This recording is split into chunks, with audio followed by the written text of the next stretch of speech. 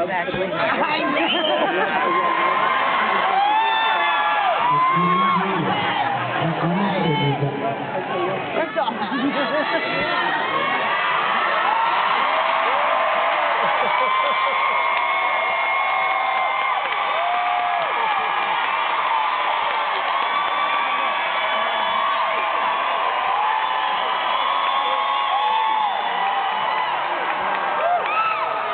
Please write me at Just Ask Stevie.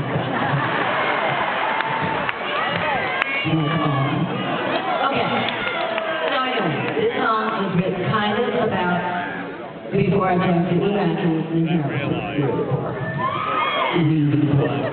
So we moved to Los Angeles in 1971. We lived with our producer for 1 year, and then we moved into another house, and then we moved into another house, and then on the last day of 1974, we were warned about a phone call, and it was from Gypsy. And so I made sure that I answered the phone because Lindsay was like, I don't really want to do this. And I'm like, well, yes, you do, because I don't really want to be a teammate anymore. Yes! So they're joining that day if they want. So anyway, I answered the phone. Hello? And he's like, hello, darling. And I'm like, English. And so I said, well, hello, this is Stevie. And he said, well, we were wondering if you'd like to come to dinner tomorrow night at this fabulous Mexican restaurant. And I'm going, really? And I'm going, absolutely. And we know where it is because we've been there. So, okay, we'll be there. 8 o'clock. And so little did I know that Christine had been told, you know, this guy, that they needed a guitar player. They didn't need me. So I didn't play guitar very well. So they needed Lindsay. So it's like, they told her, if you don't get along with Stevie, then it's off the table. If you do, then great, we'll hire him both. Because Stevie was famous for hiring just everybody. So it didn't matter. So we went to dinner, we got out of the car, and they were in these Cadillacs that were old but fabulous, and Mick was dressed so beautifully in his blah-blah suit from England, and Lindsay and I were, this is good.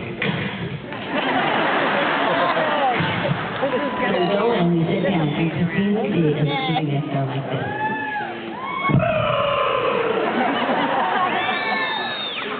And so we were on fire, and we had the best 3 hours talking to each other, not to them. And by the time we left, it was like, Chris and I were going to be best friends. This was out the blues. So we went into rehearsal like 3 days later, and it was like, bring all your songs and meet us at, you know, at this rehearsal hall. So we did, and we just started learning the songs. And it was like, it was so magical. It truly was one of those situations where everything was so easy. And so it was like song after song. But so the first week I'm going to make this story faster. First week it was like we got $250. Me and Lindsay, that was $500. Third and fourth week we each got $500. $1,000. And of course I took the money. Give it to me. I'm a financial good. So I'm just going to be lazy, not you. So okay, so then the next, 2 weeks later it's $1,000 a piece a week. And so I mean we're just getting rich. Overnight! And so anyway, and I mean, we finally started to like spend a little money because we hadn't spent any money in 4 years, so it was great. So anyway, there we were making some money, and every time we would get money, we would sign we'd sign our initials in a book, SNLB. And so anyway, my mom calls me. She says, "So Stevie," she must have heard the rumor. Something has gone on. And I'm going, well, it's going good. Yeah. We're really. Okay, explain that to me. And I'm like, well, it started out at $250 a piece a week. And then it's now up to like, I don't know, $100 million a week. And so, really? So do you get receipts? Do you get like, do they have like a bookkeeper or a CPA or, and I'm like, I don't think so. I think I'm a black book. And she goes, well, and so you're just doing, I said, we signed our initial song. And she said, well, how do you feel about jail? And I'm like, Mom. She goes, there's taxes. just pay taxes. You can't just take money for people.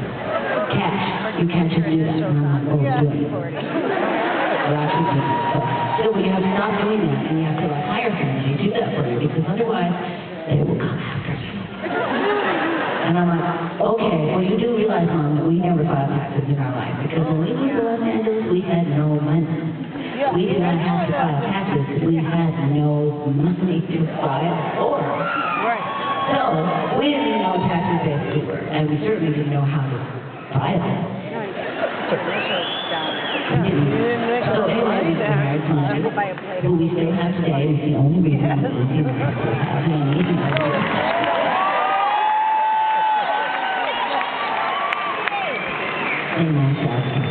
So anyway, the story of this song goes to after we've been in Blue Band for about 2 years, and by then there were like at least a million, and probably each one of them.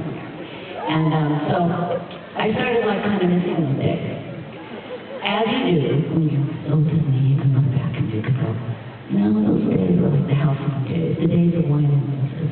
Those were the special days. Come on. And they were. And you start like kind of going like, I kind of miss those days.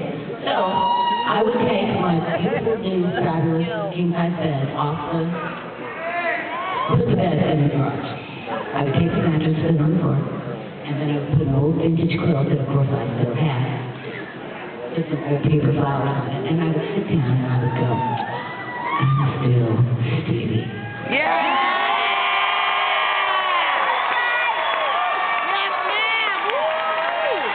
And that would really get things to friends.